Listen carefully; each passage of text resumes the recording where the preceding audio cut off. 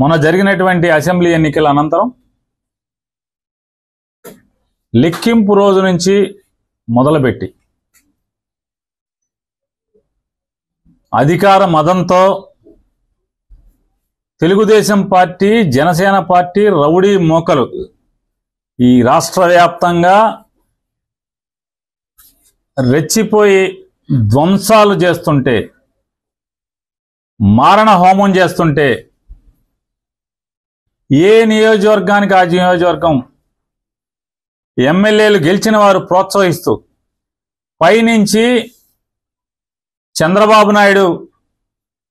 డీజీపీకి, ఎస్పీలకి కేసులు కట్టబాకండి, మా కార్యకర్తలు చేసేటువంటి ధ్వంసాన్ని మీరు విట్నెస్గా చూస్తూ ఉండండి తప్పితే మా వాళ్ళని ఎక్కడ ఆపటానికి వీల్లేదు, మీరు పోలీసు ఉద్యోగం చేయటానికి వీల్లేదు అని చెప్పని వాళ్ళ పోలీసులు చేతులు కట్టి ఈ ధ్వంసరచన చేస్తున్నారు. ఈ రాష్ట్రానికి గతంలో బీహార్ ఎట్లా ఉండేదో, లేదా ఒక ఉత్తరప్రదేశ్ ఎట్లా ఉండేదో, ఇవాళ ఆంధ్రప్రదేశ్ రాష్ట్రాన్ని కూడా ఒక హింసా రాష్ట్రంగా, హింసారాజ్యంగా ఆయన తయారు చేస్తున్నటువంటి తండ్రి కొడుకుద్దరు కలిసి చేస్తున్నటువంటి పరిస్థితులు వాళ్ళు ఎంత అంటే పోలీసులు అంటే కాపాడవలసినటువంటి అరాచక శక్తుల్ని, రౌడీ మోకల్ని, రౌడీల్ని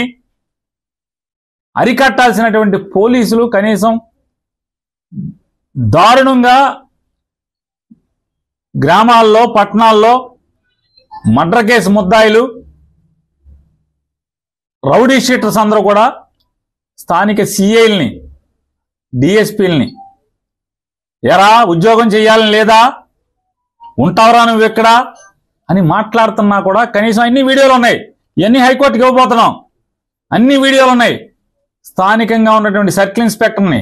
సబ్ ఇన్స్పెక్టర్ని, డిఎస్పీని, జిల్లాల వివిధ ప్రాంతాల్లో జరిగిన ఇన్సిడెంట్లు, ఎరా ఉద్యోగం చేయరా, విఆర్కి వెళ్తావారా, విఆర్కి పంపిస్తా నిన్ను, అయితే కనీసం పోలీస్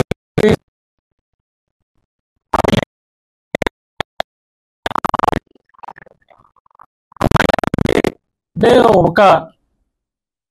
ఉదాహరణకి బార్ల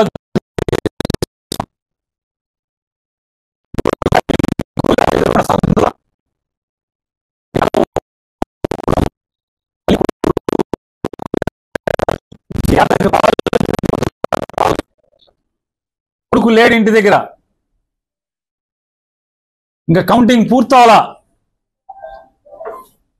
గూండాలు ఆ ఇంటి మీద పడి కనీసం ముసలావిడని కూడా, 65 ఏళ్ల పెద్దావిడని కూడా చూడకుండా ఆవిడ్ని కొట్టి ఇల్లంతా ధ్వంసం చేస్తే, ఇంట్లో టీవీలు, సామాన్లు మొత్తం, మంచము, టేబుల్స్, ఫ్రిడ్జ్ అన్ని బద్దలు కొడితే పోలీస్ కేసు లేదు.